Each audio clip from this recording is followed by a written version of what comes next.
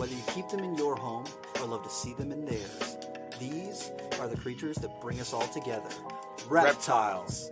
We're going to be delving into the experiences of reptile lovers from around the block and around the world.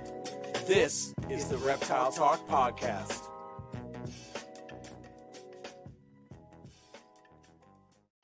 Boom! What's going on, everybody? This is Jeremy Turgeon from Brassman Reptiles. And I'm Rob, and I'm keeping it real. Hey, the birthday boy. Hey, I'm middle-aged. I'm the birthday crotchety man. oh no. So Rob, what's the midlife crisis going to be for you? I don't know. I told Kristen that if I ever come home talking about wanting a king cobra, it's a midlife crisis situation, and don't let me do it. Oh gosh, don't do it, Rob. Don't do it. It's just not my thing. Although I did see some Chinese banded king cobras, and I was like, those are cool. When I see people with Malaysian king cobras, I'm like, lame. I saw the Chinese bandits. I'm like, okay, those are cool. Those are cool. Those ones are pretty cool. Can't lie. Yeah. Can't lie. King cobra keepers do better if you have Malaysians. Don't say that. We're gonna get a whole bunch of hate. It's okay, guys. It's just a joke. You could have ball pythons. Oh, well, you do, but they're to feed your cobras, so it's okay. Oh man, but heck yeah, dude. So you enjoyed a day off, got to just like chill and do normal life things for your birthday. Yeah, I made breakfast. I went for a hike. I saw a turtle, and then did a little Instagram live talking about handling scrubs, and then did a little TikTok live talking about handling scrubs. And so, pretty chill day. I'll take it. Hey, I'm here for the chill day, man. Although I just found out that there's a expo in Greenville tomorrow. So, well, I think we already talked about that, but we did.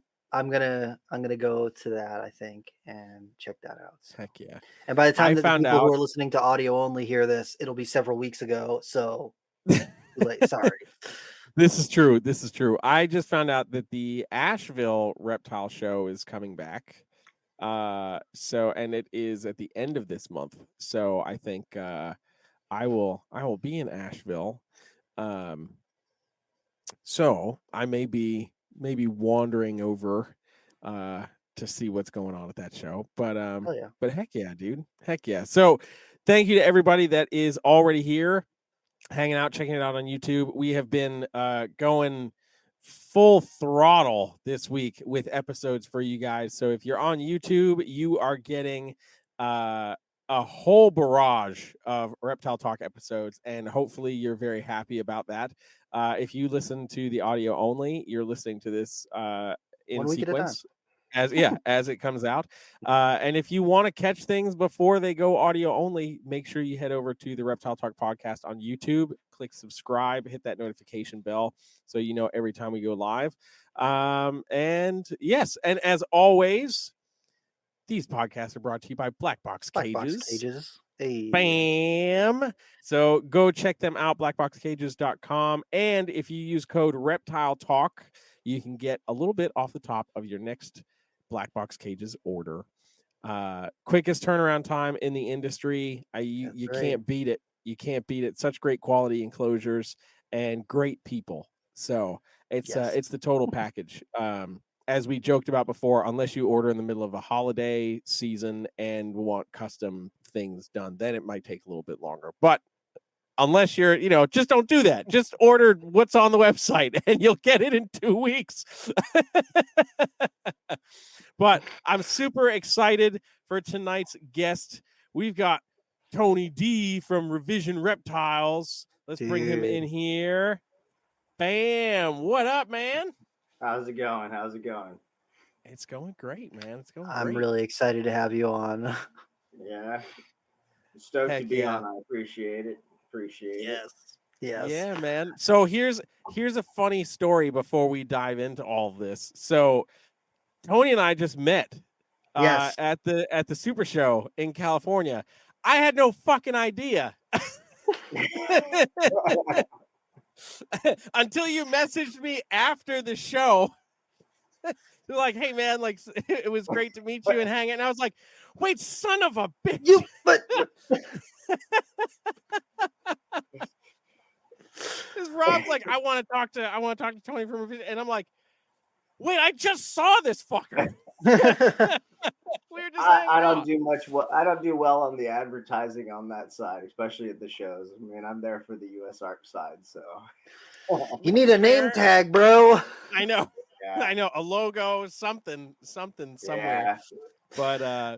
But no, I was like, oh, dude, yeah, let's do this. Absolutely. Bro, I get that a lot. I get people who come up to me at a show. They're like, oh, man, hey, it's nice to meet you. I'm like, hey, man, it's nice to meet you. And I'm talking to them for a little minute, and then they'll leave, and then they'll message me afterwards. They'll be like, hey, it was really great meeting you. I was like, you don't post any pictures of you. You only post pictures of your snakes. I know. I wanted to ask you questions about things. Yeah, I've had a few of those where I've been talking to some vendors at shows and asking some questions, and then they'll be like, "Wait, you're so and so." Yeah, you're with Revision. Okay, yeah, that's why. Or if I'm asking about the elephant trunks, especially, then most of them will kind of connect the dots there. They're like, "Have you heard of like Revision Reptiles?" And you're like, "Yes, I have." Yes. Yes, indeed. But yeah. Oh man, but hell yeah, dude. So it's awesome to have you on here, man. So as we jump into this, for people who might not know you, tell us a little bit about how you got your start, what drew you to Anacondas and Elephant Trunk snakes. Give us a brief synopsis. So I started with yellow anaconda really as my first large snake. Prior to that, the first real snake I had was Morelia, so it was like jungle carpet python. Still heavily love them, appreciate them, but got into it. Got a yellow anaconda, did months of research on it, and finally got one as a birthday gift kind of thing to myself. And really, because it was the first one I got, and I did so much research, and it was a pet kind of thing. It really just kind of worked out on that end that handled it often, didn't have a bad experience. So I really just appreciated it and I get to the point where, okay, you got one, I ended up getting another. And okay, well, eventually if you have a pair and everything's healthy, things will work out. So kind of accepted that. And I was like, okay, I got to prepare for something like that. How does that work out? And then elephant trunks, I got a bad taste into it in a sense. Had a friend that got into him and got really excited about him, did everything right with one. He ended up getting a baby, did everything right with one. It just didn't get it. It just didn't take off. Fresh import baby, just didn't take off. And we'd been bouncing ideas the whole time off of each other. So his excitement from getting it and us bouncing ideas off of each other kind of grew my excitement. And then towards the end, it was just, hey, I've done everything. You want to take it, and it's kind of on its way out, and see what you can do. And that kind of intro into a kind of guaranteed failure was rough, not the greatest. But then that kind of instantly gave me the, okay, this can't be. It was a great species to start with. It was really interesting, and definitely, I mean, he did everything in the books. I did everything in the books, and it still just nothing took. So it was one of those just kick the interest side of it, of what the heck's going on. And then I want to say maybe 6 months later at one of the shows, Dan had a pair at his table. So I ended up walking the show and passed by, asked about it, and then just pulled the trigger on it and picked it up.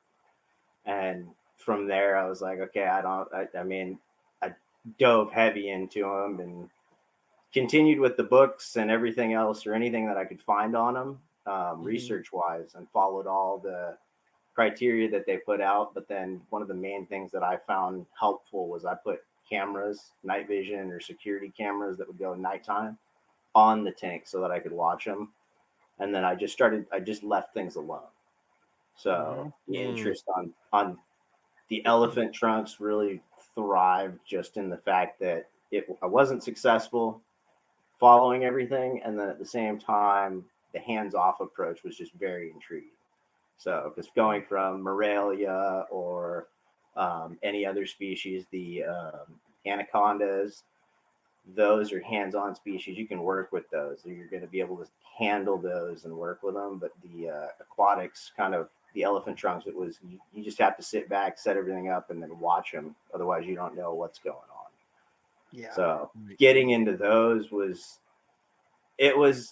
I still kind of curse at the friends, but I love it because I truly appreciate the side that you just can't do anything. You can't handle them. You can, but they're not really one that are good for handling. It's a nice sit back and observe species. And if you've ever had a tank, a fish tank or something, at times it's always nice to just sit back and kind of just observe and watch that kind of environment and that life in them. Yeah, I think that's one of the things that when I tell people that I keep snakes or I keep spiders or, this, that, or the other thing, they're like, well, you can't like pet it. It's not like you can't just like, you can't hold it like with the spiders. Like you can't hold them. I'm like, do you hold a fish? No, you don't. You just appreciate it for being a fish, right? It's allowed to just be a fish without you needing to like hug it or pet it. It's just allowed to be a fish. So spiders can be like that. Snakes can be like that. It's like people think that they have like this very narrow view of what a pet can be.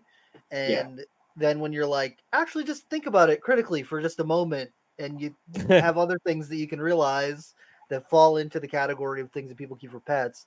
And I know that people who see the Acrocortis, the elephant trunks, at least, a lot of people just don't see the Javanicus, but the granulatus, or sorry, other way around.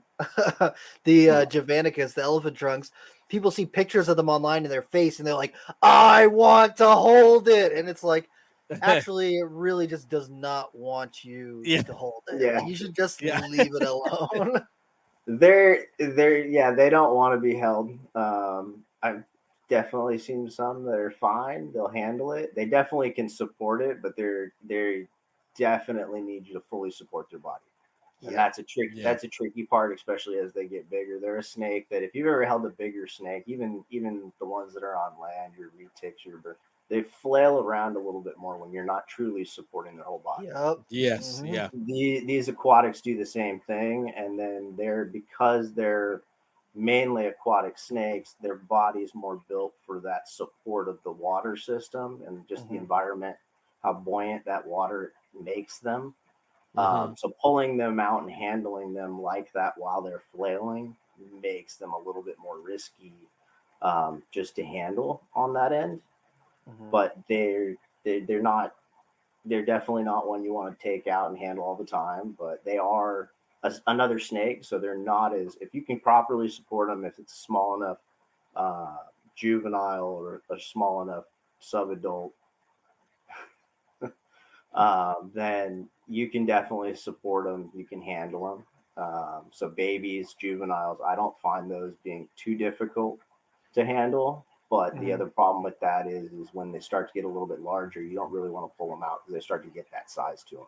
And then you run the risk of damaging something. And it's not that you're going to damage it because intentionally, but flailing around, you run the risk of something happening. And it can be something as easy as breaking spines or some ribs.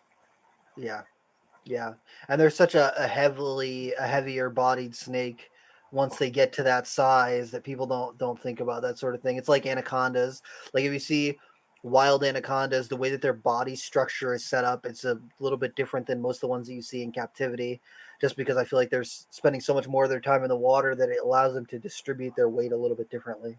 Oh, absolutely. I would definitely think that is a good one. That definitely supports a lot because a lot of them in captivity aren't given that full body of water where they can truly, unfortunately, fully support and run out, kind of floating down. What's going on, Randy? Morelia house. We got the people. The people are here. What's going on? Oh gosh. And then there have been a few people in the last couple of years I've seen that have been getting successful locks out of the granulatus, the smaller file snakes. But I can't remember whether or not they were able to get babies from them. I feel like I saw the lock pictures and I was like, oh my God, it's happening. And I didn't see much afterwards, you know? I think the granulatus, I want to say Mike Clarkson actually has Yes. produced those a few times, and he's been multiple times successful with those guys. I'm not positive of many others. I've heard there are some others, but I'm not positive on the granulatus. I can't get involved in those other aquatics as nice as they are. I'm going to dedicate aquatic space. I've already got big enough space that's needed. Yeah. Fair. Yeah. I like the Javanicus, I like the elephant trunk snakes a lot, but the granulatus really, to me, it looks so much more like a banded sea crate. And so I'm like, oh man, it just looks so cool. And you just I don't know, I see them a little bit less frequently now than I used to see them. But they see aquatics in general seem to be doing a little bit of a turn. It sounds like I'm seeing. It seems like you're seeing more of them. Granulatus definitely, in my opinion, are more of should have more of a popularity in the hobby. Should take off more because they're a little bit more. They're a little tougher to as far as a basic setup, to my knowledge, because I believe they need that a little bit of a salt brackish, a little bit of a salt intake. But as far as setup, if you can get past that, a basic setup, and get that down, the overall size lends itself better to a hobby display snake. Whereas the elephant trunks, the Javanicus, you're kind of my thing is with working with them, I'm starting to believe that one of the big drawbacks in the hobby right now, or the problems that we're going to run into if people continue working with them and truly want to work with them, one of the obstacles that a lot of people have struggled with are going to be just feeding them. They eat a lot, and you when they're baby fresh imports, that's not difficult to support. Going to your PetSmart, whatever, going and getting some small fish. It's not the best option, but it's an option to go with. If you can go with it, you're going to want to go with maybe mollies or platies or things like that. Live bearing fish are better, but really, you kind of need to set the enclosure up for the tank up basically where it's overstocked. It looks like it's overstocked, and it's just highly filled with life. That's where live bearers come into play. Is they can reproduce, so you save a little bit on that end. But you can imagine going to the pet store and buying live bearers, and as that snake gets bigger, you're buying larger and larger. Eventually, you get up to cichlids, and that's not as cheap of a trip to. That becomes a very expensive one. What I've found, or I've recommended that works best for me, tilapia. You can get those in all kinds of sizes. They get really large. If you can buy them, if you can find them sourced, they're typically available in most states for farming, hydroponics, and things like that. So they're available. As crazy as it is, eBay still exists and works, so you can oddly get that delivered to your mailbox. What? So there are ways to get them. The internet. It's definitely strange, but if you can source those, it's kind of one of the best and easiest recommendations that I would recommend, because they typically will survive any conditions and all of that, and all the water conditions that are required for the Javanensis, and will thrive. The problem is you can't have a nice display tank with live plants, because cichlids and those things will just rip those to shreds. So trying to set something up inside looks nice, but it'll be destroyed in a bit of time. Right. But you can get away with that with plastic plants and all of that. So a single adult, depending on what kind of setups you're looking at. So far, we've been away a breeding size, a proven breeder adult. I would say you could get away with a 6 foot long setup. You want something around 6x2. So when you put it into aspect ratio of what most snake keepers and enclosures are, I mean, a 6x2 enclosure is pretty common in your reptile room. Yeah. You're not filling it all the way up with that much water, but you're going to have a good amount of water. They come up for air the whole time. You don't need to provide land. I've provided some land in the past, but haven't found any of them to actually leverage it. And then when I do have cork bark and smaller juvenile setups, but I've found that when they typically use that as like a way to get out or get a shallow, it's not a good sign. It's normally one of those you're on the deathbed kind of thing that, hey, and I suspect that's more just to support the lungs. If you're a couple inches down in the water, the pressure is pretty heavy. And if you're not able to breathe very well to start with, the higher up you are, the less water you have, the less pressure you've got on that. So that to me is more of a sign if you see it out. And typically if you watch them long enough and they're out of the water, you'll hear gasping or see them with their mouths open, which again is not a great sign to a healthy animal. Right. That's interesting. Yeah. Huh. Yeah, it's interesting thinking about the health problems of an aquatic snake, because you're already talking about like a not very commonly kept species of reptile. So now you think about like, oh, what could go wrong? Well, there's a lot that could go wrong, but here's what you look for, and it's like, oh, yeah, the aquatic snake on land is probably a sign that there's something going wrong. So that's really interesting to even think about. And then a lot of times the imports come in with that like white fungal disease or white fungal issue with their skin, and that ends up killing them too. That does. I don't know to the extent of what that kills them. I still am unsure of what that is. I've experienced it plenty of times. I mean, I've lost plenty. Typically, when I do lose them or when I have lost them in the past, they do have variations of the fungal expansion and kind of fungal signs all over the scales. I've had some that were pretty extreme and then some that had minimal signs, from babies to import adults. To me, and in my experience, it kind of is more, to me, it leans more towards a sign just of stress. The more stressed they seem to be, the more I see that exhibited more. And then every time they go into blue, they typically will go through and you'll typically see that, which that I don't understand and I'm not quite sure of, but I've had animals that are completely fine the entire time. Then they start to go into that blue cycle and all of a sudden they start developing signs of it or show signs of it, but then they shed out. There's no signs or anything like that. But they had no signs of it prior to going into blue. So that 2-3 week period, they've only got that signs of it. But then other juveniles or adults that typically show it through the full periods that you clearly know there's the ick problem or the white spot problem. Those I've found that the more stressed that animal is, the more that tends to continue developing. The less stress that animal, the more we reduce the stress on that, or I've reduced the stress on that and just kind of left the animal alone, it kind of takes care of itself. So I think that kind of is, to me, it's more, I don't know that the white spot is what's killing them. But it's like an element of what you're seeing along that line. It's a sign of a problem and a sickness or something going on.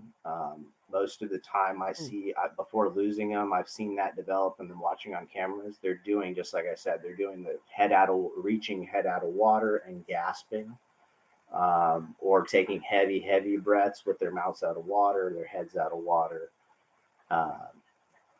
And that's been more of what I see, but they do anything that I've had that from juveniles to subadults or adults that I've had pass through the time that we've worked with them, that have had variations of the white spot. I don't know that I can say the white spot's what killed them. It does get bad enough to where it starts scabbing and they'll have really bad cuts and scars like that. So it definitely is a fungal problem and an issue like that. And I think that's where the book's saying you need brackish water, you need the low pH, and you need these requirements. I think that's where all of that comes in, is because it's so common. That's a natural medication. It's just a natural environment medication. Right. And if most of what people are finding are in those environments, it only makes sense that we're going to have a lot of that just natural variation of white spotting coming in also. But that may just be, hey, we're finding these in these areas because these are areas of medical environment, so to say, for natural environment. And we've taken that, hey, this is where we find them all the time. So this is definitely where they have what the requirements of care have to be.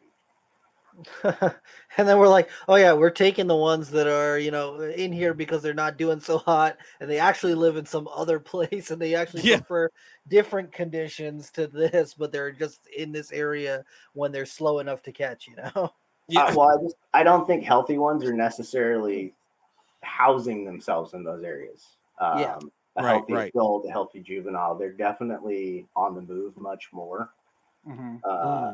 So I don't think they're doing that. I do think they're hunkering down somewhere deeper. They're not looking for a shallow necessary area. They're going to look for something. And then those darker waters aren't necessarily going to have the biggest schools of fish. Yeah. So as they get big, they're going to look for those larger areas with larger schools of fish. So that's just what we think or what I think, because I started with all of those, add this, follow the pH, track this, and then I just ditched it because I got to the point where, okay, you missed it, you forgot to check this, and you're like, oh, everything seems like it's fine. I was seeing more white spot problems chasing pH and chasing some of those levels, constantly adjusting things. And then when which just induces more stress. Exactly. And when I just left everything alone and said, this is my target temperature for the tank, this is what I want to hold, I'm going to stuff everything in it, and then just let everything be and see how everything goes. That once I started doing that and just stopped micro dosing or micro changing things, everything started to get healthier. They'd shed out and get cleaner. And then I saw way more activity.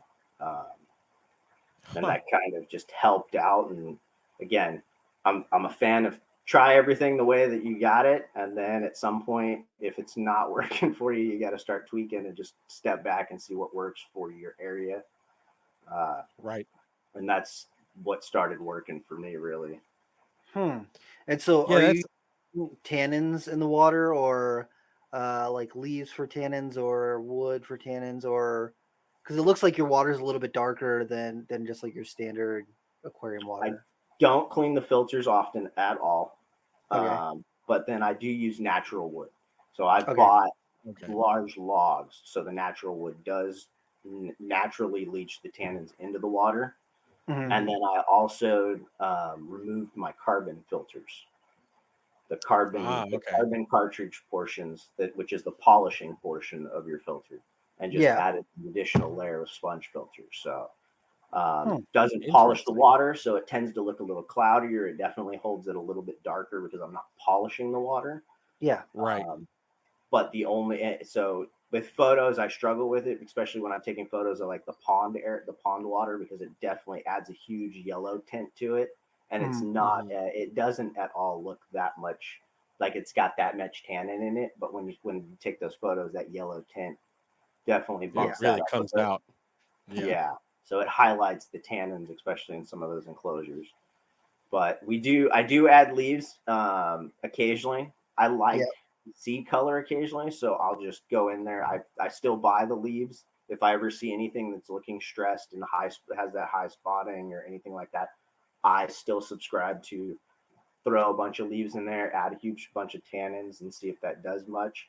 I don't 100% know that it makes a huge difference. I do like the aesthetics that it adds to it, and then I let the leaves naturally decay. So I let those naturally kind of decompose, feed the fish, add the tannins in that way. But the biggest thing is I just try to reduce as much stress as possible than focusing on any of those other criteria. The biggest thing is, to me, is just focus on whatever setup it is, stable temperature, as stable as you can get it. That's super interesting. Like, just I think the vast majority of people are not keeping aquatic reptiles. So hearing some of those added elements of, like, trying to mitigate circumstances of potential health problems and their physical responses to stress, it's interesting how that approach differs obviously there's similarities when dealing with, terrestrial reptiles, like just kind of like give them their space and let them, let's remove some stress elements to it. But like locking in water, like different things that you can do to the water to try to assist in mitigating those responses, like that's an interesting concept, because again, terrestrial snakes, it's like temperature, humidity, that's all you got. But now we're talking about a species that's clearly at 100% humidity all of the time. Yeah, I've shed It's issues. flooded. I've shed issues quite often. It's struggle. Oh man, but no, that's really really interesting. I could be completely wrong because it's all just personal experience on those, but to me that makes a lot of sense. It leads to that's a lot of what I've seen personally, and it's at least known that those conditions are a medical. It's naturally known, and that there's no denying those are natural medications or medical condition for fish. I mean, it's been a natural. When fish get sick, that's what they do for them to treat some of those problems also. So it's a natural medicated environment. Man, it's an element of reptile keeping I think is so poorly understood in general, and I wonder, like now I'm thinking about like the aquatics industry as a whole, and like how they mitigate a lot of their circumstances with trickier fish species. I wonder if there are certain things that they might do that would be beneficial to take over into aquatic reptiles, be it how maybe they're utilizing different filtration systems or whatever. You got my brain kind of moving on some different concepts here, man. This is very interesting. Yeah, it started with this is a snake. It's just a water snake. I'm intrigued by it. To okay, now I have to provide the environment. Okay, now I need to think far enough ahead to what kind of environment. And how do I go that far ahead? We thought that for the pond that I've got for the adults in the garage, I found a large 6x3 old school Vision tub, 6x3 by 2 foot deep. Dang. Before they had any of the features in it, so it was nice and open. It was used as a turtle tub, so it already was tapped for a drain, and I just built a kind of looked at that and set that up as the original one, built a frame around it, dropped that in, insulated the frame, and then set it up thinking of those conditions. Okay, these are said to come from areas where the water, the streams are meeting the ocean ways, so you've got the fighting waterways and the conditions there. So when we did that, I did a gravity feeding filtration system on one end with a pipe running across that slowly drip feeds or slow feeds into one end, creating a stream side feature. And then a water went from the aquatic side and grabbed they have wave makers in there in the aquatic industry. So bought a large wave maker for a big fish tank. I've mounted that on the opposite end so that I can control waves going the opposite direction. Shit. And pulse that in so that I can create different environments that way. Thinking about the summers ahead, we did because it's in the garage and it's somewhat of an open system in the garage. It can, in California or Southern California, it can get pretty warm without even any extra assisted air conditioning or anything. So we added top mounted fans, computer fans that would blow right over the top of the water to help pull some of that heat away and help drop the temperature. That would kick on so that if it was ever too hot during the summer. And then again, the base was the tub dropped into the base. It's a wooden base that had foam insulation, 1 inch thick foam insulation, and then was wrapped with, from the reptile side of the community, we took heat tape and wrapped the left and right side of the base on the inside between the insulation. We put wood insulation and then a thin wood. And between that insulation and the tub, we wrapped everything. Interesting.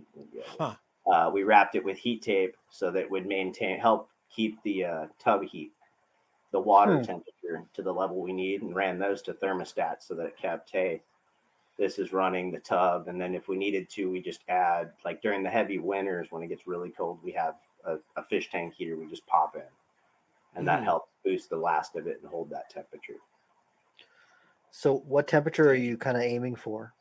We aiming for 82.5 on thermostats. I use herb stats for all of them. Have everything, so all of my stuff set up to a herb stat. I do have the pond set up to 2 Inkbird systems, 2 Inkbird thermostat systems.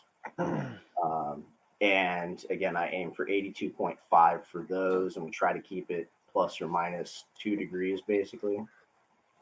Yeah. Most of the stuff says 86, 85 is where they want to be. I find they do well. They're okay, but I don't find they necessarily need it. We've had drop down to 86 or 76, no problem. Briefly, we intermittently will let them drop down there, but they'll try not to. Absolutely, try not to hold them there. Yeah. We had someone that previously picked up an imported female, had him for a while, and then we picked that female up from them. They had that female for, I want to say, over a year at about, I think they said 80 degrees. So they're not. They subscribe. I don't think they necessarily need that top end temperature. They obviously can do well at it, but I find that the 80 degrees, 82 degrees, as long as you can kind of hold a steady temperature, they seem to be pretty good. That's really interesting. I feel like that's like when you're talking about that, it reminds me of blood pythons, because a lot of the old care sheets and care guides said that you really need to keep them like 88 degrees, 92 degrees, and like they're like, yeah, they'll do great. You got to keep them really humid. And then we come to find out actually they hate that shit. It really makes them very uncomfortable, and they end up being really angry, like defensive, and too much energy. They're meant to sit, and so they actually do much better closer to like 84, and like 86 on the higher end, but they really do better in that like 80 to 84 temperature. And it's just really interesting because I think that when people think about reptiles, they think they're cold-blooded, they need heat, they need a lot of heat for them to do well. And it's like, after observing reptiles of all different kinds in nature, they're much more, this is a theme that's been going through a bunch of the episodes that we've been talking about, they're much more tolerant of cooler temperatures than we conventionally think them to be. And I think that because people have kind of pigeonholed them to be like, reptiles are cold-blooded, they need heat, they don't take into consideration what level of heat these animals are regularly experiencing and what type of microclimate that they're in. Because one of the things that I hear people talk about all the time is like, oh, I look up the species that I keep, I look up what temperature it is in that area, and I have my thermostat set to the temperature that that area is in. And it's like, maybe the snake is not sitting out in the sun, like it's not sitting in the hottest area that it can find in that particular area. Maybe they live in a area that's got a stream moving through it, so it's 10 degrees, 20, 10 or 15 degrees cooler where they spend their time, as opposed to the average temperature of that area. And that, it just makes me think of that, where people generally think maybe it needs to be kept a little bit warmer, but as we're going through and we're doing our own, lived experience research, we're finding out that they maybe prefer a cooler temperature. Yeah, the warmer temperature may give them the activity that you had, and that's what we were seeing initially. But maybe that's not what they needed. That species not as active that way, or shouldn't be that active. Yeah, and maybe they're burning calories that they otherwise would be reserving from not having to sit in such hot water or being in such a hot area. Maybe naturally they conserve their energy a little bit more and they're living in cooler areas. And it could play, when I think about that, I think of like feeding cycles. If they're a snake, if you got a snake that's got a high metabolism and then you keep it hot, it's going to burn through those calories faster. So you might have to feed it more regularly. And then people are like, I don't know, it just crashed. And it's like, maybe its digestive system was pushed into like overdrive because of the temperature it was kept at, and you were just not keeping up with its metabolism. on a regular schedule that you think that it should be eating at. Mm-hmm. Right. Hmm. It gets the brain moving. Yeah. You said those guys reason, that's what get me stuck with them is they just when you have to stand back, when you're used to working hands-on with snakes and you work with dozens of them, you've done it for years. And then you switch to something and get so intrigued on something that you first get introduced and we did everything by the book and it didn't work. Well, shit, that didn't work. What the heck? And then you get introduced. Time for a different book. It's like, okay, I'm doing it again. That one was on its way out. Do it by the book again. See what's going on, but I'm doing it this time. And then you're like, okay, this book's not working. It doesn't look like that's very, very, very good. What do I do to fix it? So sometimes, I mean, some of these things, these species especially, there's not much in the hobby. Some of the ones that have been there for a while, maybe look at that book a little closer. Yes. Maybe these other ones, they're the more unique stuff. Look at the book, but be prepared to step back and kind of watch it. And then when you're forced to do it, especially in this case, you got to stick your hand in the water to get it. And then I don't know if you guys have tried to catch a fish just with your hands. A snake with that skin is like a shop file is not any easier. Oh yeah. So you're kind of forced to watch those guys. Yeah. And it gives you a definite appreciation and kind of gets that, it gets that mind thinking. And now you start looking at, well, where can this? And then you're looking at, like you guys were saying, looking at the fish side. Hey, what do you guys have over here that I can do? Hey, what do you have? Because the fish side is very advanced. They have lighting and stuff. I constantly hear on shows that people are talking about lighting for their snakes and stuff. The fish side, you've got app-based lighting and stuff like that. You can have a whole storm in your enclosure. It costs more, but the fish side, that's the thing is you got there's the cost in the setups. We're there also, but we tend to be a little bit more focused on the value of the animal and then a little less on the setup side, quite as much. Not necessarily, but just a little bit less willing to invest. And I just say that because if you look at a fish keeper, they'll put maybe a dozen fish in a $1,200 tank. Yeah, they put like $50 worth of fish into a $1,200 tank between the lighting and filtration and live rock and sand and all that stuff. I was gonna say, and if it's salt water, it's like protein skimmers and this and that, and you're just like, oh god. And I fully get it, 100%. But it just, as I said, when you have to step back and look at it from a different area, you get that appreciation and kind of understanding. And you're doing exactly that. Hey, where can I bring this in? Where can I bring this in? How can I leverage this? Yeah, and I think that's the most valuable thing about having such a hyper focus on a species that is so niche and misunderstood. Like this, even if some of this stuff that you're seeing is anecdotal, just based on your personal experience, you're talking about a pool of information that is already very shallow, and if the vast majority of folks that are working with them are, the importers or like the one or two other people that have had them for X number of months or years, because there's certainly very few people that are keeping them, 5, 10, 15 years successfully. So a lot of this small anecdotal information along the way plays a huge part in the success of keeping that species as the years go on. So it's that much more valuable when people like you are like locked in and also already being like, okay, well this, like fish guys do this, like I wonder how I can incorporate that, or like I'm going to make this setup as insane as possible to try to meet all these criteria, that for the most part, it's just as you were saying, like with reptile keepers, like we're like, oh, reptile, put it in a box and then look at it and then go poke it, and this is like, no, set up an aquarium, you can't touch it, and you got to watch for this weird white stuff that pops up on it. And then if that happens, you've been sticking your finger in the water too much. So you got to just take a seat and pray to God it's going to be okay. Like there's all these extra elements that go into it that are just so thought-provoking, because the vast majority, like I said, the vast majority of reptile keepers are like, oh, here's my snake. I put it in its cage and I love it and I do whatever with it. And that's pretty much that. because I've established everything that it needs, because it's commonly kept enough to know, okay, as long as it's within this range, it's going to be fine. Species dependent, of course, but I mean, this is just next level, Yeah,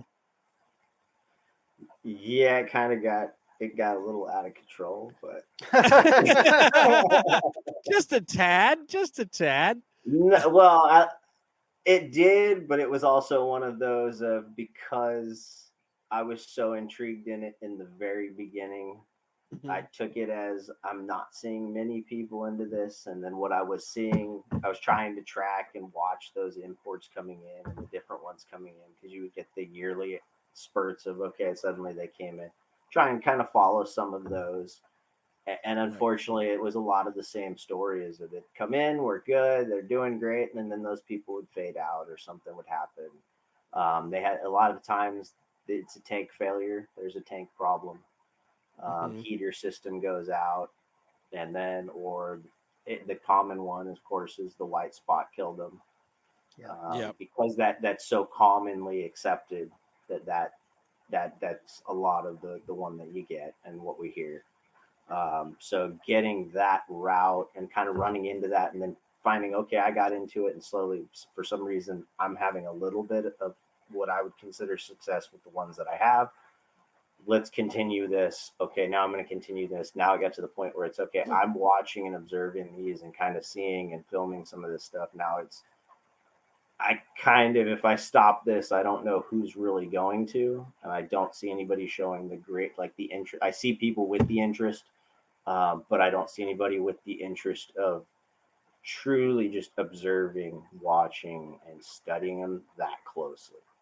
Right. Definitely see it there, but there wasn't much, and unfortunately, there's not much advertised, not much out, which I fully understand, because it's an aquatic, it's difficult to watch, setting cameras up and things like that, and watching. Most of the stuff that I've been able to capture over the years has really been, I'm laying in bed at night and I pull up the app, and I'm sitting there instead of watching a movie, I'm sitting there watching the phone and watching the cameras, just watching the snakes cruise around or watching the fish.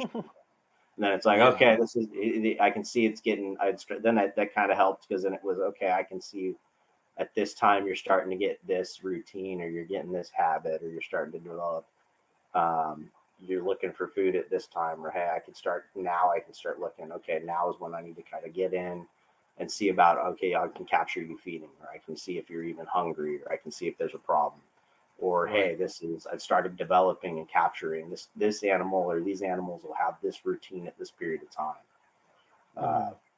So it was one of those that just, I was that interested at that time. And then as I started to, there was a period like everybody starts to get burnt out just with the in general collection, the family growing, the collection, the job outside. I mean, I don't do this as a career or anything. This is just hobby. Plus I've got the family, and so I've got the day job also, kind of like you guys.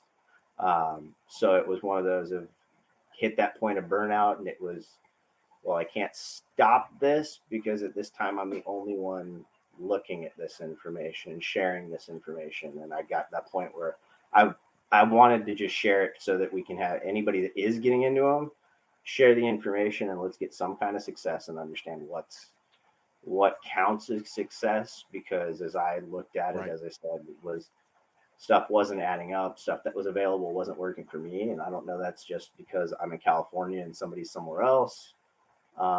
But those things weren't working for me. And when that's the only thing that you find constantly, it's kind of tough to say, hey, that's the criteria, when it doesn't work right across the board. So it was, how do we help other people figure out, how do we bring this in and get a better light? I fully understand and subscribe to, with all the work that I do with them, this is definitely not a species for everybody. Should not be a species for everybody. Not most people aren't ready to put a pond up or have a 6 to 8 foot tank in their house that that really is dedicated to a snake. Because when you have a 6 to 8 foot tank, you can have nice fish in there, but as we said, cichlids are a wonderful snack for some of those larger fish. And you're going to have, if you're watching it on camera, you'll easily see 30 plus cichlids in one night. So you can do the math, because that's an expensive movie right there. So That's Not wild. for everybody, but definitely one if you have a warehouse and you're interested, you're doing this as a career, as a job, this is your thing, and you want that side species that's just a unique and an interesting one. It definitely lends itself to that appreciation, that display animal that kind of wows everybody. But you also don't have to ever explain to somebody we're going to take it out for you.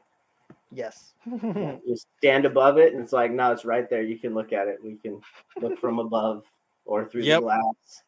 Yep. Gives you great appreciation. Yeah. James had asked earlier if you used any, like, there's some aquatic treatments that fish keepers will use to treat things like ick.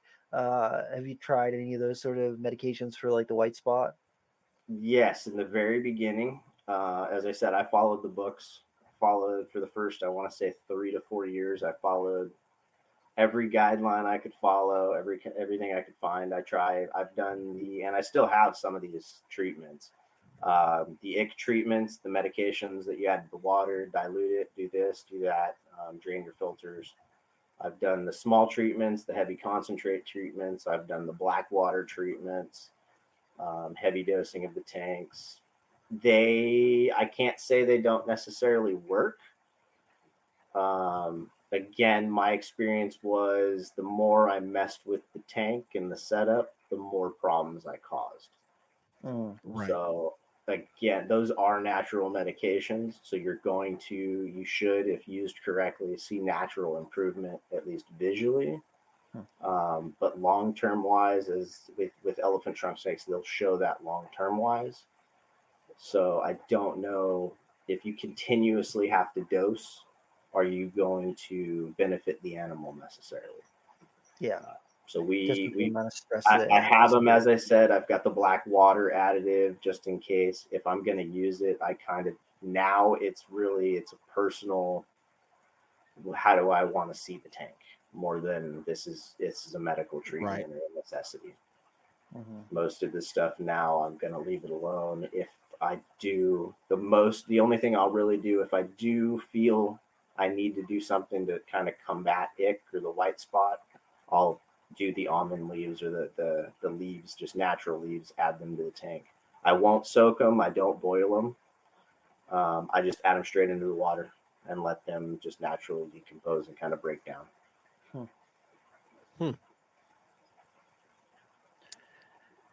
That's really interesting.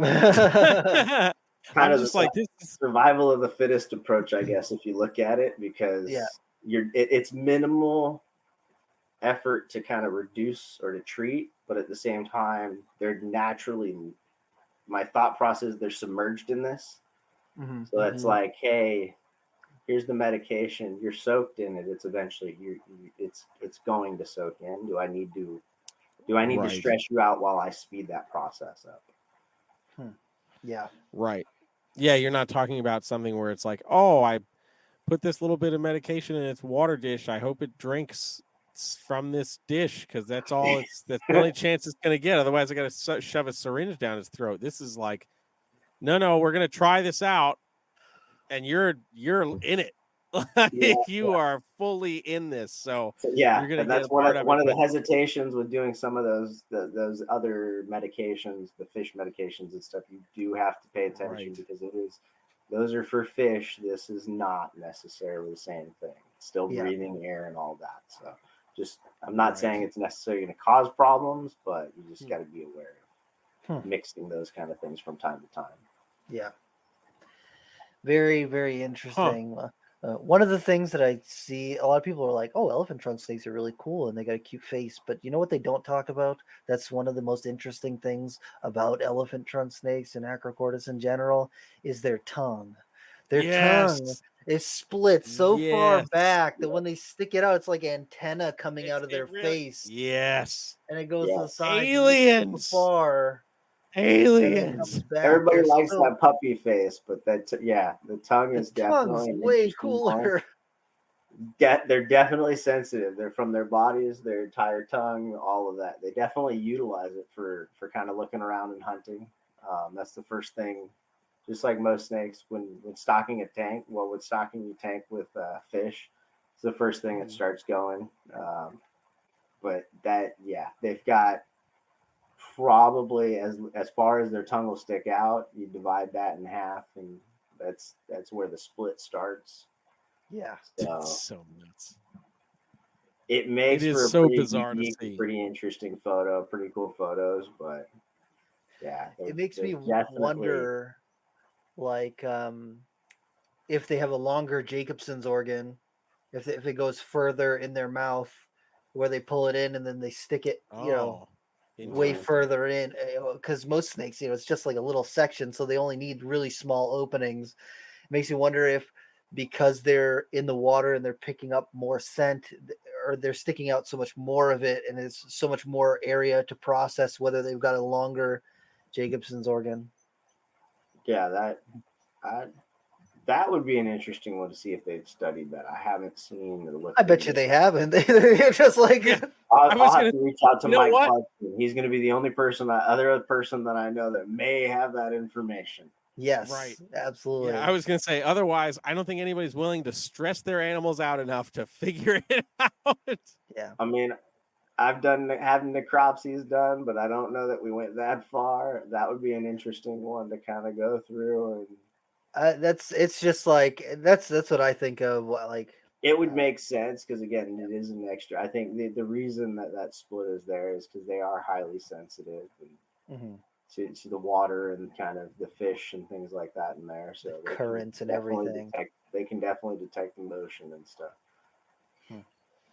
So, in tandem with that, I wonder how much more sensitive that tongue is in comparison to other snake species.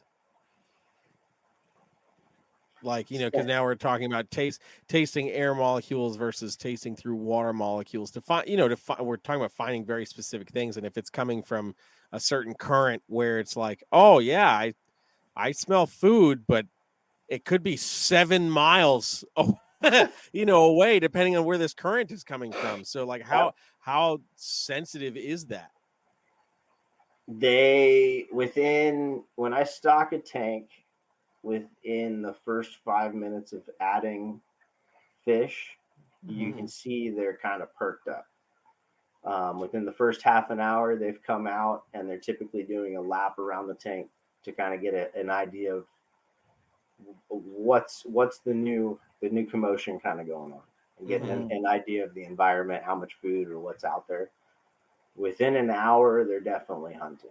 So between that half an hour to an hour, they're after they're stalking, they're hunting. But they're immediately, the moment I'm in that tank, they're immediately aware. I mean, they're very, I don't know if it's the tongue necessarily, but any motion in the water, they're completely aware of.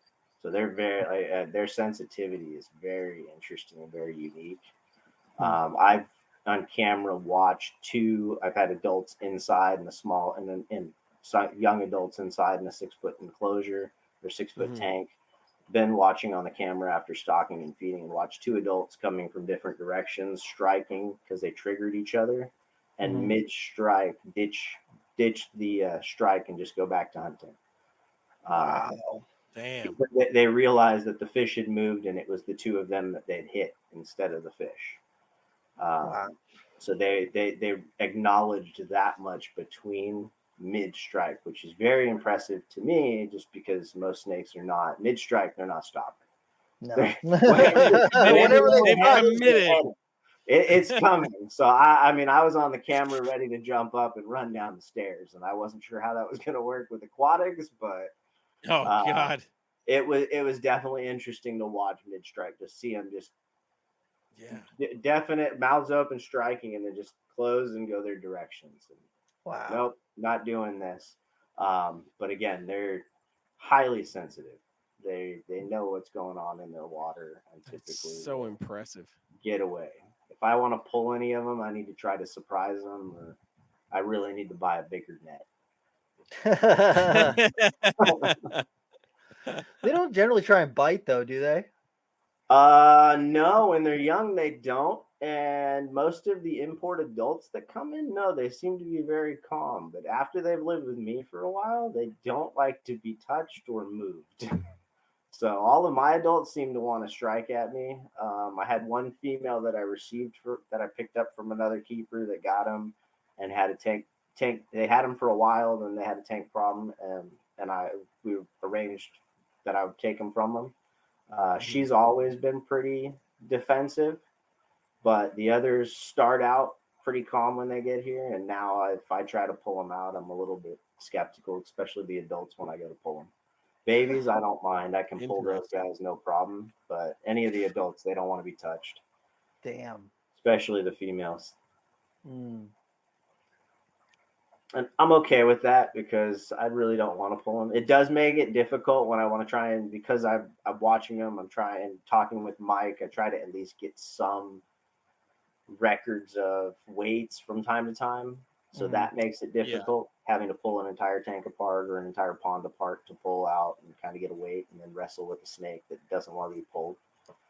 So it deters us from wanting to pull them out and work with them. But occasionally Brandon will come over and then it gives me an excuse to pull them. There you go. Damn. And, oh, man. And I wanted to touch real quick, too, on the you have an underwater hide, a fully submerged hiding box, and they use that regularly, right? Yes. When I put it in the pond, I was a little skeptical, but inside, you've seen the rock caves that they sell. It's a natural reptile rock cave. Yeah. I've had one of those for years from when I had the glass tanks and anacondas and things like that. Had one and it's been bouncing around and then been in storage. So when I got the first glass, when I set up the tank inside, I set that up in there and kind of used it. Hey, I don't know if they'll use it, but it makes sense. It's a hive. They would use it occasionally, and the adults would definitely start using it. So when I set up the pond, I didn't have any hides. I used a lot of logs, and then they would struggle finding a specific spot. So I finally had a bin sitting around and thought, okay, let's just throw this in there. We do it with reptiles. It was an old reptile one that I had for the anacondas, and they outgrew. We figured, okay, inside they use hide. They use a cave hide and kind of just cram themselves in it. This would at least provide a way to get away from things, hide, and kind of feel secure and whatnot. So I threw it in the pond. The biggest part was just having to weigh it down. Yeah, most plastic doesn't want to sink, so just hold it down, bricks and sand and things like that. But yeah, that's in there, and they use it constantly. Typically, I find that's nuts. Oh yeah, they're in it. They'll in a group, they'll be in there. Individually, they'll be in there. They typically, I find that whether they're adults or juveniles, they'll use a hide, and they'll find a secondary area where it's pretty tightly packed, and they can cram themselves. Most of the Javanensis I have will rotate depending on blue cycle, where they're at in that blue stage between one of those two locations. But they'll establish at a certain point 2 locations where you can constantly say, okay, if you're not here, you're probably here. Most of the time, change things up. They'll find if you're using the same cave, they'll find that cave and use it. But if it's not in a spot that they really deem as safe or comfortable, they will move. But the interesting thing is they will utilize it when it initially is moved for at least the first day or two, which was I found that pretty interesting. So you move it from one side, put it on the other side. Okay, they still use it. I don't know if it's the shape of it is a recognition of comfort, or hey, this is just something new. Let's try this out. And I don't know, have you ever looked at how long they hold their breath for, just in general? On a normal basis, as odd as it is, they come up probably every 15 minutes. Okay. Roughly every 15 minutes to a half an hour. They do come up quite often on a regular basis throughout the day. I think at night they will utilize those caves. They'll bring air in. They'll go up, take a fresh breath of air, come back. And if they have a cave or a hide that can do it, they'll basically bring in a breath of air, exhale that breath of air to add an air bubble or an air pocket in their hide in their cave, and then go back up and get fresh air. They'll store that air in there, and then either come back throughout the night and just leverage it. Or if you're going in there and they're scared, they don't have to come out. They can stay in their hide box while you're okay. There's a threat in the environment. I don't need to come out. I've got air in here. I'm going to leverage this. Or hey, I'm too lazy to come out. I'm going to leverage this. Wow. Remove it and deplete it.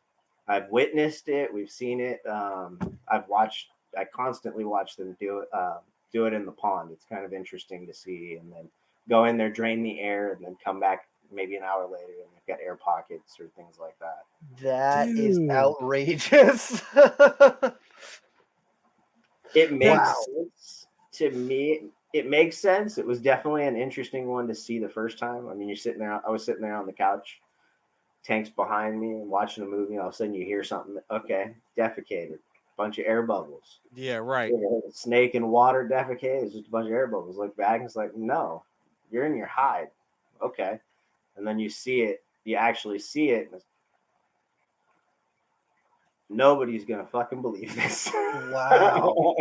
So dude, that's it really definitely is an interesting one. It's pretty cool. It's a cool adaptation. Makes sense in the wild why they're not very well found. Hard to study. If you have a healthy adult, think of a catfish cave or turtle things like that. You're not looking for that kind of stuff in those areas typically where these snakes are from. That is literally genius. Like, yeah, I don't even really know how to respond to that as being a behavior for a snake species. It was definitely a cool one. I was glad to see it before I moved them in the garage because had I not actually seen it, it would have been a tough one to actually believe. Wow. So dude, I recommend anybody's got shit. Caves, my mind is blown, dude. They get you thinking. Get your hands off the snakes and just sit back and watch them. It doesn't matter what species it is. Truly, it doesn't. If you really like that species and you're truly like just into it and fast, it can be a ball python, it could be a corn snake, it could be a leopard gecko. Just sit back and watch it. And you don't have to set them all up that way. Get one badass setup and just sit back and watch it. If it won't do it under light, sit back at night and do it. Find some time to sit. It's relaxing, but it gets your mind thinking, seeing some of the behaviors and stuff that you don't typically see when you're just briefly walking by or in there cleaning. Because when we're in there doing that, we're disturbing them, so we're not getting that natural behavior. They know we're in there, whatever vibrations we've got going through. If they can rattlesnakes and stuff, they can feel the vibrations through the ground. So, right. Whatever you're doing in there, it's not necessarily their natural behavior. So if you can sit back and watch from a distance and be patient about it, it definitely lends itself to kind of making you think about something interesting or catching that interesting stuff. Damn, man. That is really wild. I don't even know how to respond to that because I'm just thinking about like out of all the bizarre reptile behavior that we've ever heard of or seen, I think that is an element of survival and avoiding potential predation and stuff that like I wouldn't even think about. Yeah. Wow. Yeah. Dude, I am. Yep. Yeah, I'm pretty got me. Right now. got both of us pretty much fucking speechless over here. That's just so amazing, dude. That's so wild. It makes you wonder if the granulatus do the same thing. I wonder if Mike's seen them do that. I don't know. I don't know that I know he's seen it with his elephant trunks. I don't know that he's got caves or that he's seen it with his granulatus. I haven't talked to him about that one. I've talked to it on the elephant trunks on it. Yeah. Damn, man. Shit. That is so freaking cool. I don't even know what to say. I'm literally just like, this is just taking reptile behavior and understanding like how they genuinely survive, because as you're just saying, like as soon as we enter our reptile rooms, like we are now disturbing those animals. So, that behavior we see is not always necessarily the natural behavior. So yeah, to think about just letting that animal exist, but being able to watch with cameras and stuff, or just being in a quiet room where we're not necessarily doing a whole lot of moving, and they get to act more natural. And you see something like that, like I wouldn't know what my reaction would be if it was me. But I think it would probably be like, oh well, it just shit in the water, and then like, what? But yeah, I feel like I would have the exact same. Nobody's gonna believe this at all. Well, took forever to figure out. I'm like, how am I gonna catch this? I need to figure this out. Tell my wife. She's like, yeah, that's nice. Oh, God. It's like, oh gosh, no, this is so exciting. I'm excited about this. Yeah, like this is like crazy. I don't. It makes sense, but I can't get it. And how, dude?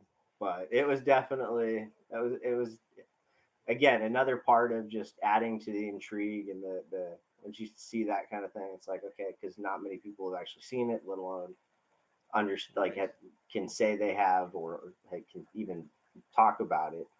yeah. So that was just another level of definitely not quitting on these guys and want to figure something out and understand them. I mean, that's so cool. They're interesting as all get out, but you cannot do much with them hands-on wise. So yeah, they're not your normal throw it in the rack and you're good. It's definitely require a little bit more. It just makes me think of Matt Somerville. I think it was last year. He posted that big breeding group of them where he goes in that area and there's just hundreds of them. And I was like, this is the craziest thing. Yeah. People talk about anacondas having breeding balls, but no. This is not like 5 or 10 snakes. This was like 100 snakes, like 100 all animals, in one area. The Indiana nightmare. yeah, right. Yeah, no, well, to me, I treat them a lot like the anacondas. They resemble, to me, they do a lot of the behavior-wise, resemble quite a bit of it and kind of fall in line with it. So as far as my overall approach to them is a lot like the yellow anacondas, and let them be, as far as any potential breeding methods or future desires or aims for it. If I'm going to, it's going to be the same route. I'm going to expect breeding kind of around the same time as I would expect the anacondas to go, and pretty much in a similar fashion, like you were saying, like they were saying. He showed those. I think those were the Australian ones too, so those get even bigger. Those ones are gorgeous. I can't get. We can't get those. Can't get those. I don't want. Of course not. I don't want it. I do. I don't know. I don't have a pool for one. Those right. But I think they'll do the same thing. Breeding balls if you have multiple males. I don't know that it's necessary, but I don't know that it's necessary with most species to necessarily have those multiple males. I think it's more, it gets things going. So it's necessary to get it started. But that actual breeding ball, the actual act, I don't think is completely necessary. Yeah. Jeremy, I don't know if you remember this, if you spent a lot of time down at Regal, but when I was younger, there was a shop in Rhode Island called Revision Reptiles. And at one point they had a T-positive albino, or like a hypomelanistic elephant trunk snake. And they had it in like it was either a 90 or a 125 gallon in their back room. And I remember there was just like one big piece of driftwood in the tank, and it had like a gravel sand bottom. And it was easily 4 foot long, And I just sat there just staring at this thing for like probably an hour. I was just like, what? Like I'd seen a couple of them before, but this thing was like almost white, like really similar to that crazy one that you've got. But it had no speckling on it or anything. It was just like that light tan caramel color. And I just sat there staring at that thing for like I said, like an hour just watching it, and it would come up to the surface, take a quick breath, and then just right back down to the bottom. And ever since like then, and I saw the granulatus back then too. Ever since then, I was just like, man, these snakes are so cool. There's just something special about them. But I was always so nervous to get into them because I don't really know hardly anything about keeping fish. So I was like, I really don't want to mess it up and not be able to do them justice because I think they're such cool snakes. And then with a lot of them being imports, I was just like, I'm not probably the right person to do it, but I do love them a lot. They definitely lend themselves to you got to know something about fish tanks, at least a little. Yeah, right. I wouldn't say you really need to know much. You just have to understand a filter, how the filter works, and that you need the filtration, and then holding that steady temperature. Mm-hmm. That's really the biggest thing. If you can understand, and again, it takes a little bit to understand. But your room, whether you're holding your thermostat set at a single temperature, your room's going to impact, especially in a glass tank, the water temperature fluctuation. So when you're getting into them isn't, I think there is a lot of that import and a lot of that above it. So there's that uphill battle to start with. Yeah. But as far as a setup, I think overall we make it a lot more difficult being from the reptile side and just it's water. We're not used to that much water. That's too much humidity. Way too much humidity. There's going to be a health problem. Yeah. It really comes down to just that steady temperature. And then the next struggle is going to be leave it alone. Because we don't like to. We really don't like to leave them alone. It's true. Especially when you get it and it's got that cute little puppy dog face. And you see it coming on, resting on the floor. You're like, oh, you're so cute. I need to come in there and pick you up. Right. But a setup for them, you can get you can get away with a 4-foot glass tank for quite a while. That'll buy you quite a few years. Your first 3 probably years. As long as you're feeding them pretty steadily. The fish supply, if you're looking to get into them, that's one of the second things I would recommend you do. First thing being just make sure your water's stable, your temperatures are stable, and your enclosure's pretty just solid. But establish somewhere that you can get a pretty steady fish supply in a reasonable quantity. Because when you're talking about feeder supplies, I buy tilapia in roughly, I've got 6 javanensis right now, 3 adults and 3 juveniles.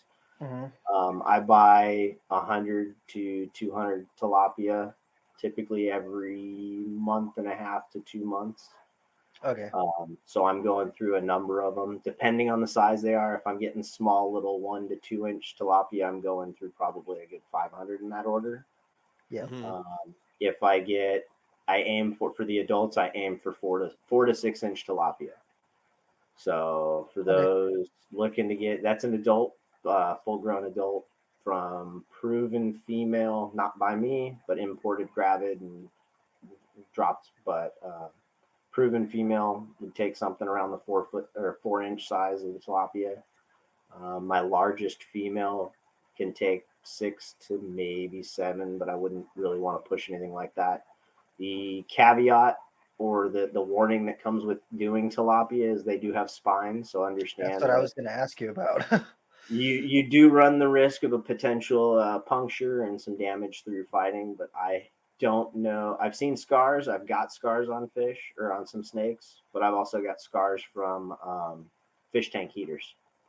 Okay. I've got more damage on snakes from early snakes that I had in early setups, having the fish tank heaters in there, and the snakes kind of rubbing against them or laying near them or close to them. So I would be more cautious on your fish tank heaters or your setup heaters than necessarily concerning on the tilapia. If you've got the right size, I would recommend don't do plecos. As much as everything and anything tells you when you're setting up a fish tank, a pleco is going to be your cleaner fish. No, not necessarily the biggest problem in the beginning for the longest time. I still have plecos. Every tank I've set up, I had plecos. I made that mistake in the beginning. But they get to the point where once they're large enough, and again, I have a pond for the adults, so I have a setup that's large enough for an adult pleco or a decent sized pleco. But they get pretty aggressive towards the snakes, and they chase them. They'll chase them. They'll go after them. They'll pick on them, which will add to the stress, and then you'll get either spots where they're chewing on them or trying to chew on them, or they're stressing the snake out. So definitely not a recommendation. They're nice concept as far as cleaning your tank, but find another algae cleaner if you need one. Right. Fish wise, you can get it if you're not able to get tilapia, cichlids, mollies, platies, anything that's small enough. Try to avoid spines, not necessarily catfish. You can get away with some, I'm sure, but you run the risk, obviously. Gouramis work. You can get those at a reasonable price and a reasonable size, but they only work for so long. But the one thing is those are a little bit more difficult for the snakes to catch because they have those long antenna-like fins. Right. So if you can't stock them in large schools and quantities, you're gonna run the risk of having gouramis that avoid your animals. Cichlids have some barbs on them as well, right? They can, depending on the types you get. I've made the mistake because most of them, if I'm picking up cichlids, it's going to be from the local pet shop. So I've gotten the peacocks and the Africans. So the really pretty ones that look nice in the display tank, but not as nice going down. They look great until you go to bed, and then you get up in the morning and you have to explain why the pretty one's gone.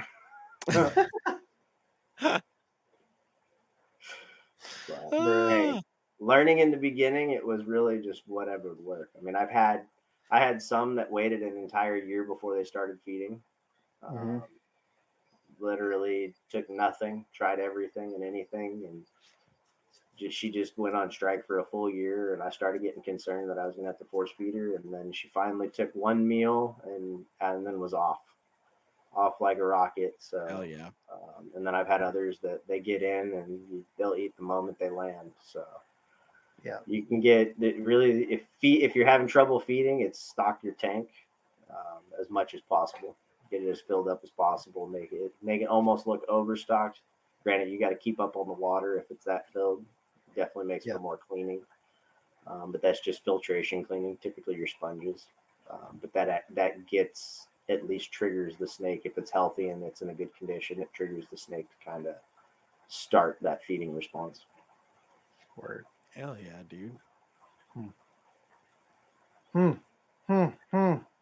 This has been like, this has definitely been, I said on one of the other podcasts we did a little earlier this week, like we don't often do episodes where we focus on like husbandry or really doing like species deep dives, because those podcasts typically already exist. But this doesn't exist. This doesn't exist, number one. But no, it's also been just incredibly like thought provoking, because again, like there's so many things that go into keeping this species that are more parallel to fish keeping, and how you start mitigating certain circumstances for health and all these things, like really does make you think in definitely a more outside the box way. So yeah, dude, you've made us speechless. This is hard to do, man. Good. We're podcast hosts, damn it. Right, yeah, exactly. Well, hopefully that's a good thing. No, it is, dude. It is. So, and again, I don't want people to be. I don't, and I tell Dan Maliri this because thankfully he's local. When he's he does the California shows, thankfully, so I've been blessed on that end. So he's a lot of where I bounce a lot off of. But I tell him this all the time because he's one of the big importers that I would go to for this species specifically. If anybody's going to bring it in, it's local. That's going to be the one not likely that I go to or find. Right. But I tell them all the time, I love the species. I just at times I hate seeing the quantities that they come in because unfortunately most of the people aren't prepared necessarily. They're eager to, they want to, but we're not prepared, and I don't think the community's prepared for it. Yeah. I think we're getting there. I think it definitely in talking to Dan and other importers or other people that work with these or have them, the interest is building. But I hope that one of the things is the interest stays with how can we continue thinking about it and not just how do I get it set up? Because I think if we continue the way that it is right now, the big problem is we're not feeding them. So people are going to have stunted. We're going to see if people have success with setups, you can definitely have a successful setup. You can have an animal that's doing well, but it may not be thriving in growth. You may have long-term success in a sense, but if we're not properly feeding them, is it really long-term success, or do we just have successful medical life support in a sense? Yeah. Right. So I think we just have to make sure that if we're getting into them, we have to feed them. We definitely need to make sure that we source that food. And it's not anything against anybody. It's just you got to be. I don't think anything is ever emphasized feeding. Nothing that I've read is said, hey, these things eat. And coming from a reptile side, we're used to, hey, you got one mouse or one rat or one whatever every week, every 2 weeks, or every X amount of days or something. In this case, I mean, I've got snakes that'll take out a handful of fish in one night, go to bed, and then get up a couple hours later, take a few more, and then get up the next day and do some of that too. So I think with the aquatics, it's really getting that.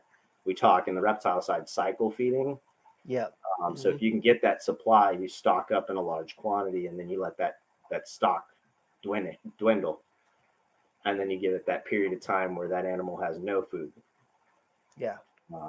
Doing that, I've witnessed the animal goes from that immediate, I'm highly active and I'm feeding every couple hours to every night, to, oh, I don't have any fish in here. There's not any fish, so I don't need to go out and hunt. I'll do one lap and realize there's not any fish, so I'm not going to put the energy into doing it. I'm going to bed for the night. I'll do it again the next night. Okay, I did it for a week. There's no food in here. I'm going to bed for a couple days. And then they'll slowly cut that down from every night doing that routine to every couple weeks doing that routine. And then as soon as you dump that fish back in and stock that back up, they feel that activity in the water. They're back to every couple hours they're out hunting, or every night they're out hunting. And then they get back into that routine as it dwindles back down. So you can control that feeding cycle. We talk about in the reptile side cycle feeding our animals, but what do you consider power feeding and then backing off with this kind of situation? You're stocking the tank with 100 fish. They go hardy the first day or first couple days, pound out 30 plus, and then kind of thread off. And then you just don't stock anything so within 2 weeks or so they've cleaned out all that 100 fish, and then you just don't stock anything for a good couple weeks and kind of let that balance back out. Yeah, people talk about cycle feeding, and I think that they look at it more of like a year-long cycle or like a 6-month cycle or whatever. But it can be looked at on a shorter time span. We do that, and then this time of year, tilapia is not available in the area, so we go through that winter. We stock up right before the end of winter, and it's like you can't get any more. We'll continue hitting up the local fishery, and they just laugh. They're like, "Yeah, we don't stock it this time of year. People don't know how to keep fish alive this cold." Yeah, we're like, all right, we don't need them. We don't need them to stay alive. They don't need to stay alive. Yeah, we just need them. We need them for 2 weeks. Yeah, it's only for 2 weeks. They're like, oh yeah, we'll see what we can do, but but yeah, we go through that period, and then with the other snakes, definitely that cycle feeding on that end, but the activity is the interest side on that with the aquatic stuff, because it's just seeing that spike in activity and the acknowledgement of, okay, there's heavy food supply, I can go out and hunt heavily. And then, they'll acknowledge that, hey, there's not much food. So you know what? I'm not going to exert the energy. And I acknowledge that this environment doesn't have food right now. I just don't need to waste my time. That's really cool, man. Not gonna lie. That's awesome.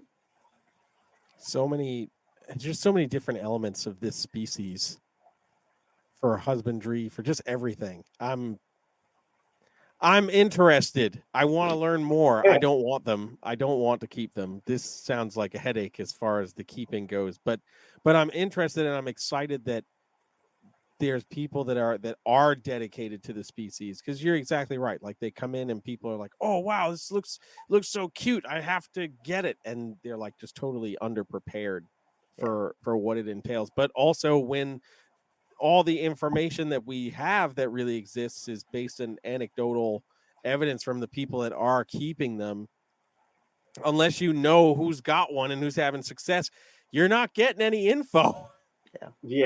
So but no, man, this has been an eye-opening concept in advanced husbandry. And I would maybe argue, and Rob, maybe you'll agree with me on this, like, I feel like when it comes to reptile keeping as a whole, right, it's very often considered that like arboreal snakes are kind of like the pinnacle, like the advanced pinnacle species.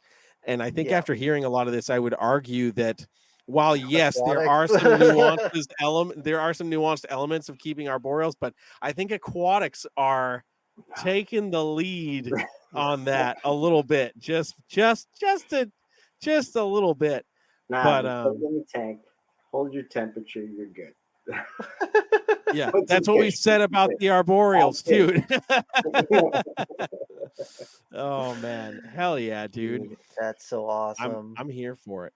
I love hearing people excited about it. I expect to hear your kind of excitement. That I'm excited, but I don't want it, because I'd love to hear people excited and wanting them, but at the same time, I'm like, I caution a lot of people. Yeah, be prepared for what you're getting into, and I don't hold it against anyone. It's like, I get it.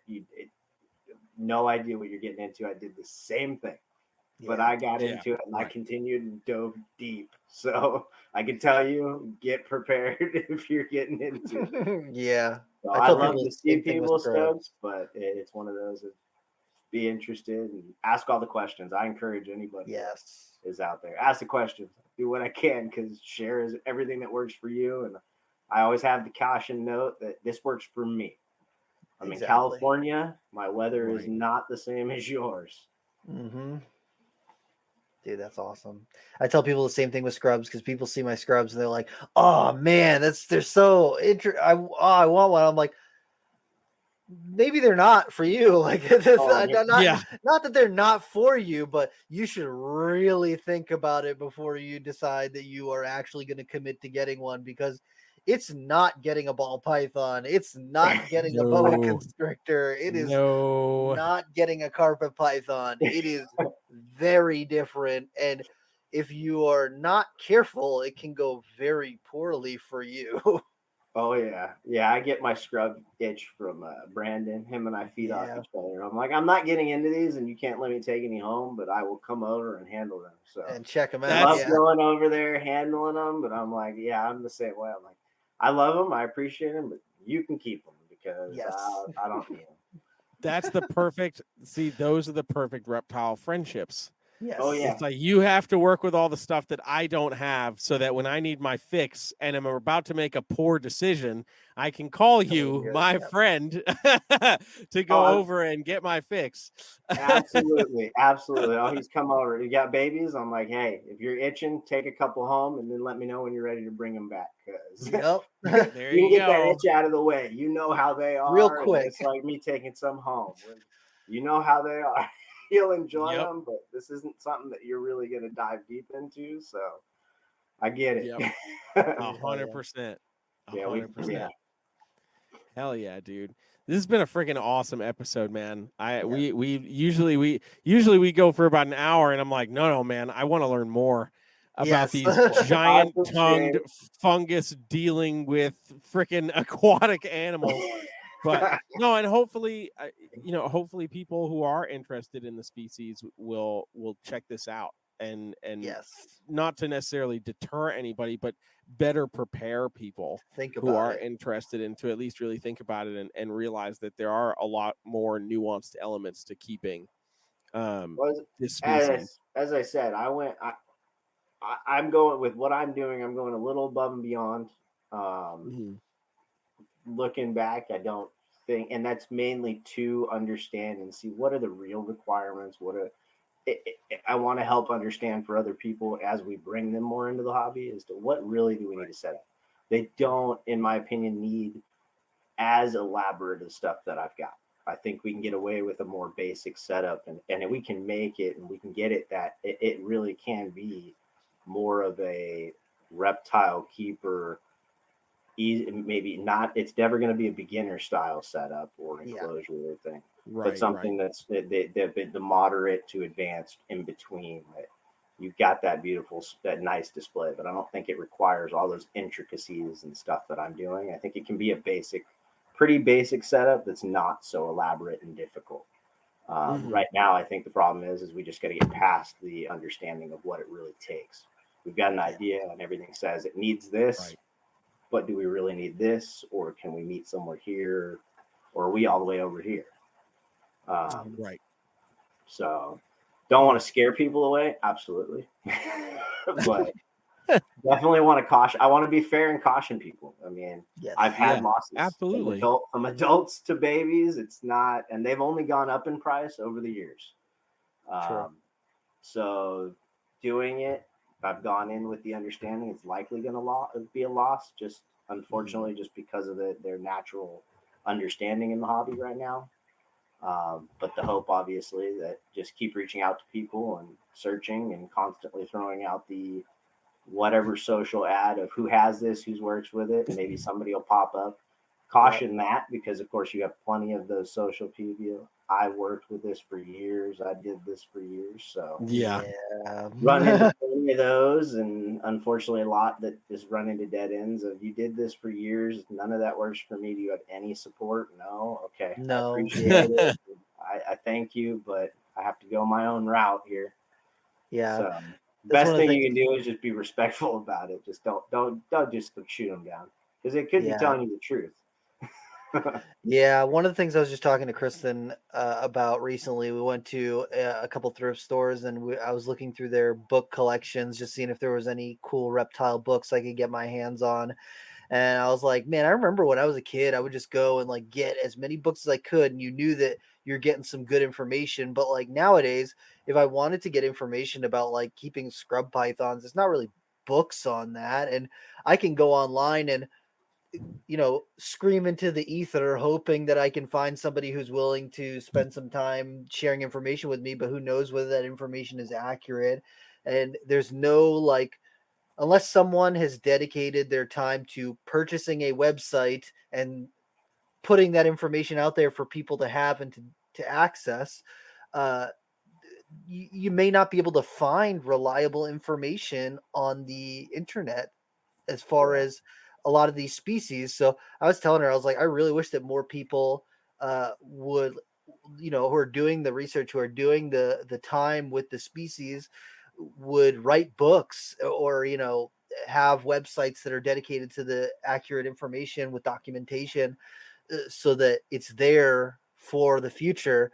Because I was talking about this on my Facebook a while back, but so much information is lost to just people who are specialized in something, and then something happens to them, and then all that information's gone. They didn't write it down anyplace. It wasn't documented in books. It wasn't documented on websites, and it's just gone. And I think that as people are learning these things, I think it's so important for it to be out there so that people can learn from it, because we've got these giant brains. We've got access to all of the known, anybody who's been willing to write down information and share it with the next generation. It's accessible through the internet. But in the age where we've got access to this, we still are hitting these walls where you can't find information sometimes, and it's really just frustrating to me. Yeah. The question, I guess, would be: is today, do we want that published or do we want it video? That's both. That's I kind want of both. that's the big Both. struggle. Is I can say you don't want me writing a published article about it. It's gonna be funny stuff. I'm gonna have teachers from the past coming and kicking my ass. So. That's why you have an editor. That's why I have video and I just record, hit the record button. I mean, as you said earlier, I'm not behind the camera very often. I don't show my face. It's more it's about the animals. I do it for that purpose. Yes. And I struggle with that because I did do an article for one of the magazines a couple years back. I struggle with it personally just because I still don't consider myself I'm experienced, but I'm not an expert. So I struggle with saying a lot of the stuff this is what's right. This definitive. Yeah. I'm not a scientist. I'm not a scientific world. I'm not in the Nat Geo world. I'm not in this. I work in a completely different industry. So and I'm going against a lot of the books and publication stuff. So I truly have a hard time with that. And I hesitate to go for those articles. So that's why I stick with right now. My thing is I want to collect and understand as much information and video and footage and personal observation before I feel I'm comfortable enough to go down that route. Because okay, fine. In the ages we're in, we definitely need those. Yes. But there hasn't been enough. What do you consider successful? For successful enough to write something like that, because it's going to be out there for how long? It's going to be used for that long. Right. If it's going to be out there and suddenly become the Bible for somebody at some point, it deserves that kind of attention, not just hey, I got a website, I got to throw this out here. Yeah. Shit, 2 years I quit. In 2 years I'm done with this project and I don't know if it works. Yeah. Right. Yeah, so, that's fair. Definitely a get there. I mean, I'm poking and prodding Mike. He does the articles and stuff, and he's kind of in that genre and that area. So he wants my stuff. Come down, buddy. I tell all that Brandon and Riley and other friends, they're like, well, why don't you do YouTube for some of this footage and stuff? And I'm like, I got the videos, I post it, but come on down. You guys can get famous on it. Get it. I have a hard time. I just want to share what I got and share the joy of it and enjoy it. So hell yeah, dude, that's freaking awesome. I'm here for it. I definitely appreciate it. Definitely appreciate you guys getting me on here and letting me on here. Definitely awesome man. Meeting you. It's kind of funny that he messaged me the day after and you didn't recognize, but I'm not surprised. Yeah. No, man, it was crazy because we were talking about, last year was super crazy for both of us. So, we usually were posting one, sometimes even 2 episodes a week. And so last year we didn't get up nearly as many podcasts as we usually do. So going into 2024, we were both like, all right, let's, our schedules have kind of settled a little bit. We kind of know what's happening. So we're like, let's, go back pedal to the metal on this. And I came back from Pomona. Actually, while I was still in Pomona, I think we were talking about like, who do we want to reach out to? And he was like, oh, I got a handful of people I can reach out to. And I was like, go for it. And then I come back from Pomona and like, he mentioned reaching out to you. And I was like, I literally just saw him. Look at this message. And I didn't even know that I was with him. It was perfect. It was a fun time. It was a fun time. And it was a good time for sure. See you out here, Rob. If not, we understand. I definitely am on that. I'm adding more. I'm trying to add shows to the circuit and then do more shows and stuff like that because I'm feeling comfortable about setting out information and sharing that information. So I'm not far from writing stuff out, but I got to get an editor and stuff because I'm not writing nothing. That's fine. I got to wrap the wife and write it. Here, you write the book, there you go. There you go. Yes. But hell yeah, dude. I love it. Awesome. Well, dude, before we sign off for the evening, we've got one final question that we ask all of our guests. And that question is, what in the realm of reptiles, be it something in your own collection, something you're working with, or something that you may have seen, online, just scrolling through social. What in the realm of reptiles has you excited about reptiles right now? Excited about reptiles right now. For me, and this is kind of a little biased opinion right now, but I recently saw a lock on my Javanensis, so that it's got me excited. Very, like, it's still a long road ahead, and it was only one, but it was I left for work in the morning, and they were locked, and I got home, and they were still locked. So I was like, 12 hours is a good number of hours, so I'm hopeful on that. Other than that, outside and other than that, it would be. I'm excited this year. I'm kind of adding 2 shows from outside of California. I'm going to make my way out to Tinley in March. Been saying for years I wanted to make my way out to Tinley. So this year I was sitting there talking with my wife, and she just looked at me and she's like, "You've been saying it." So I just 5 minutes later sent her my plane ticket. Pulled the trigger on that one, so I'm excited to go out there for that one. And then I'm going to Mesa, Arizona one. So I'm excited just to get out to some of the other shows and see stuff outside of California. Dude, hell yeah, dude. Just kind of be out and more involved in the community if possible. I'll be more on the USI and kind of with them and volunteering with them, but just to be out and meet people and get out from behind the I guess the snake photos, like you said. Yeah. Name tag. Name tag. Need the name tag. Running into people, it'd be nice to start recognizing them, recognizing other people. Dude, hell yeah. Yeah, literally when I first started following you, I was like, "Oh man, we got to get him on the podcast. I need to know more information, because just the stuff that you're working with is so interesting to me, and it's not stuff that's in my wheelhouse. I know a little bit about it, but I don't know a ton." And so I was like, "Man, we got it." And so I was like trying to think of interesting people to have on, interesting topics to talk about, and that was like way up there. So I'm really appreciative that you were able to come on tonight and talk with us about this.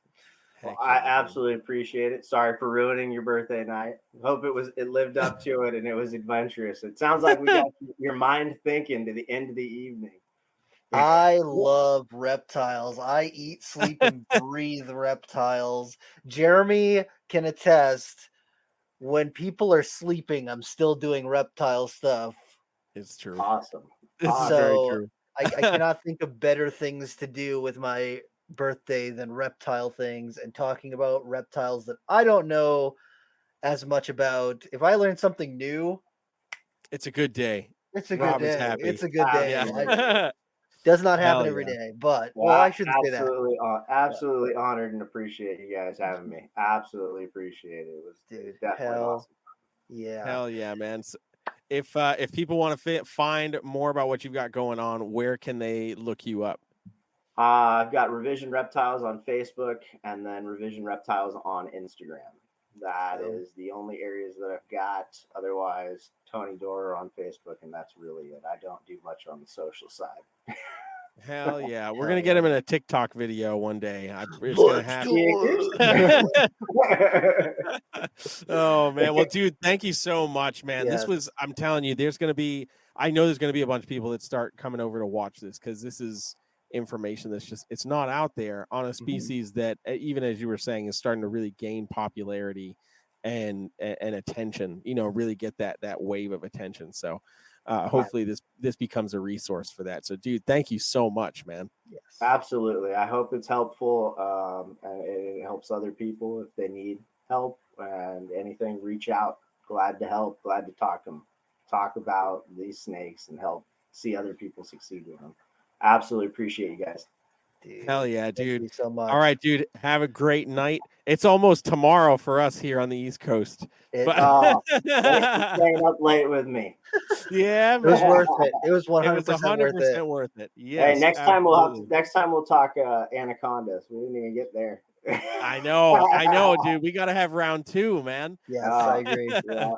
All right. I appreciate it, guys. You guys have a good one. Thank you again. All right, you too, man. See ya. Hasta luego.